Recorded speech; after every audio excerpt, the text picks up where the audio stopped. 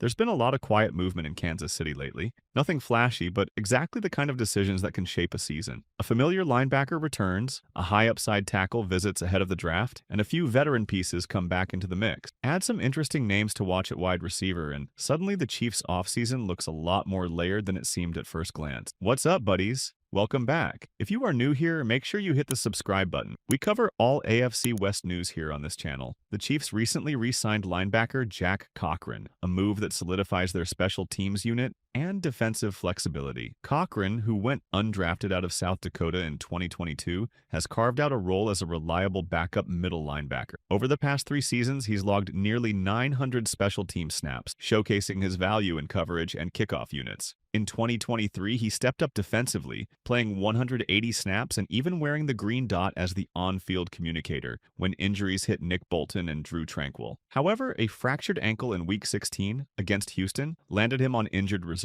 The fact that Kansas City brought him back suggests confidence in his recovery. From an analyst's perspective, this is a smart, low-risk signing. Cochrane's deal, likely valued between $1 million and $3.3 million, secures a versatile player who can fill gaps without breaking the bank. Expect him to be fully ready by training camp, bolstering a linebacker core that thrives on depth and hustle. Now, let's shift to the draft, where the Chiefs made waves with a top 30 visit from Ohio State offensive tackle Josh Simmons. This move has analysts buzzing, and for good reason. Simmons was projected as a top 3 tackle in this year's class before a patellar tendon injury cut his 2024 season short. At 6 feet 5 inches and over 300 pounds with 34-inch arms, he has the frame and athleticism to anchor the blindside. His visit to Kansas City was all about medical evaluations, as the Chiefs staff is known for its conservative approach to player health. A clean bill of health could make Simmons a prime target, potentially requiring a trade-up from their 31st overall pick. Why does this matter? The Chiefs have struggled at left tackle for years, and their offensive line breakdowns were glaring in Super Bowl losses.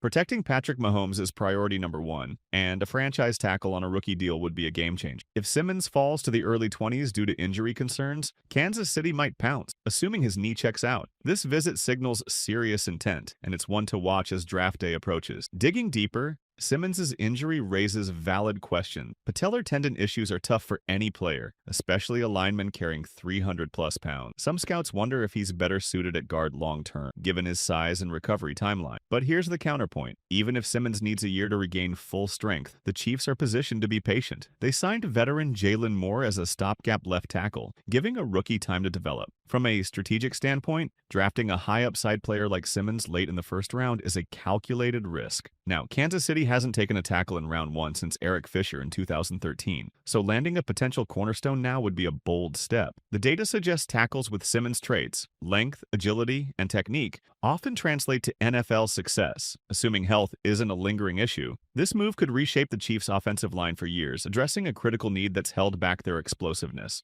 Beyond the draft, Kansas City is fine-tuning its roster with veteran addition. Safety Mike Edwards, back for another stint, brings playmaking to a young secondary. With 7 career interceptions and key fumble recoveries, including one in 2023 with the Chiefs, Edwards fits seamlessly into Steve Spagnuolo's versatile scheme. He's stepping into a leadership role after Justin Reid's departure, mentoring a safety room that includes Dion Bush and younger talent. Meanwhile, defensive end Charles Omenihu is eyeing a breakout year. After a 6-game suspension in 2023 and a torn ACL in last year's AFC Championship, he's back on a 1-year deal, hungry to prove himself. Omenihu's strip sack in Week 18 last season showed his disruptive potential, and a full, healthy campaign could elevate Kansas City's pass rush. Newcomer Janarius Robinson, a former Raiders rotational end, adds depth with a 9.33 relative athletic score. While his production has been limited, the Chiefs staff excels at unlocking raw talent, so Robinson's progress will be worth monitoring. On the offensive side, Patrick Mahomes is already building chemistry with his pass catchers during workouts in Texas. Names like Hollywood Brown, Noah Gray, and Nico Remigio were spotted,